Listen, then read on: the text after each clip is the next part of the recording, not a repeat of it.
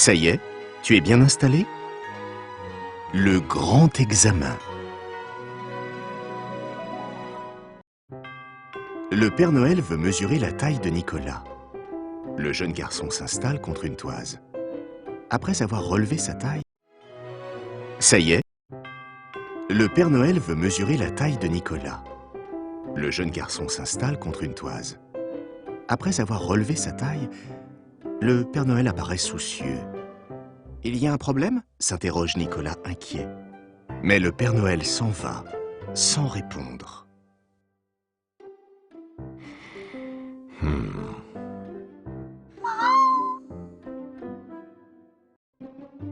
Sur les ordres de Solange, des lutins préparent des pâtés de citrouille.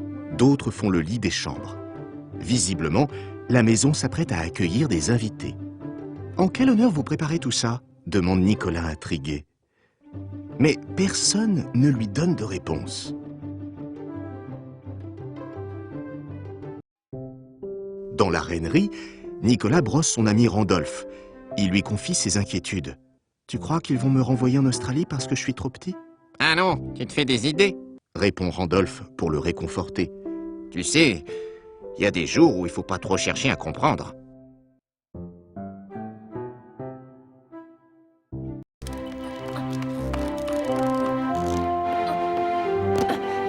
Encore un effort, Nicolas. Je réussirai bien à leur prouver que ce n'est pas la taille qui compte.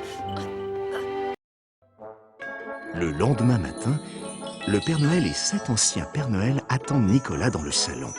Le plus ancien des Pères Noël déclare « Le jeune Nicolas ne pourra devenir Père Noël qu'après avoir passé l'épreuve du Reine d'Or. »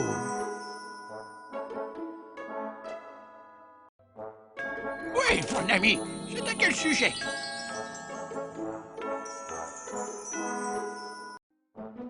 Impressionné, Nicolas apprend qu'il devra partir suivre la voie des étoiles à la recherche d'un arbre millénaire situé de l'autre côté de la mer de glace, puis tresser une hotte avec ses branches.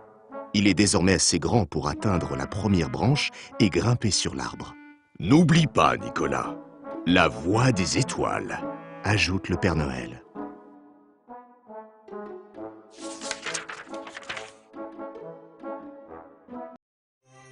Nicolas est parti sur le dos de Randolph, à travers les vallées enneigées. Il fait nuit, le vent est glacial, mais ils ne savent pas vers où se diriger. Après plusieurs heures de marche, ils se perdent. Nicolas est désespéré. « On n'y arrivera jamais !» se lamente-t-il.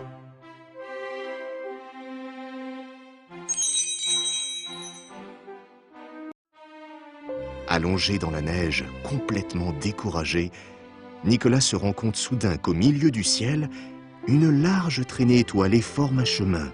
« Comment n'y ai-je pas pensé plus tôt? La voie des étoiles, c'est la voie lactée !» s'exclame Nicolas. « Il suffit de la suivre! Vite, Randolph, vite !»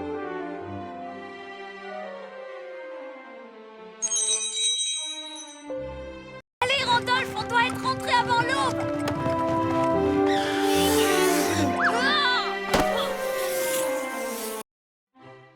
Ils arrivent à la mer de glace et décident de la traverser avec prudence. Mais une tempête de neige se lève. Ils n'aperçoivent plus la rive. Nicolas remarque un banc de méduses phosphorescentes qui passe sous la glace. « Elle nous indique la rive! Dépêchons-nous !»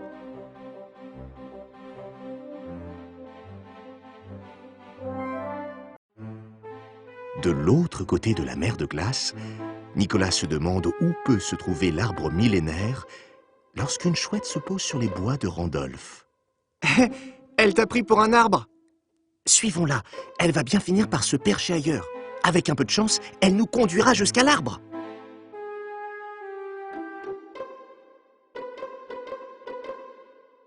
Plus vite, Randolph, plus vite. On va la perdre de vue.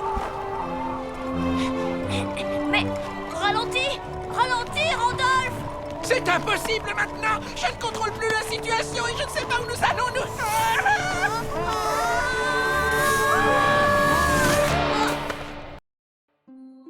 Après une course effrénée, Nicolas et Randolph glissent sur une pente enneigée et tombent au pied d'un très vieil arbre. Émerveillés, Nicolas reconnaît l'arbre millénaire. Il grimpe à son sommet et confectionne une hotte avec les branches, comme le lui a appris le Père Noël.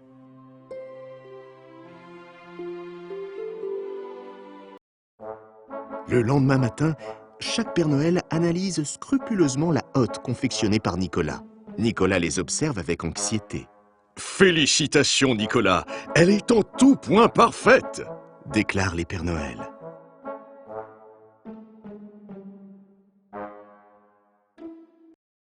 Alors, Nicolas, ce voyage d'une nuit n'a-t-il pas été trop difficile? Beau travail, Nicolas.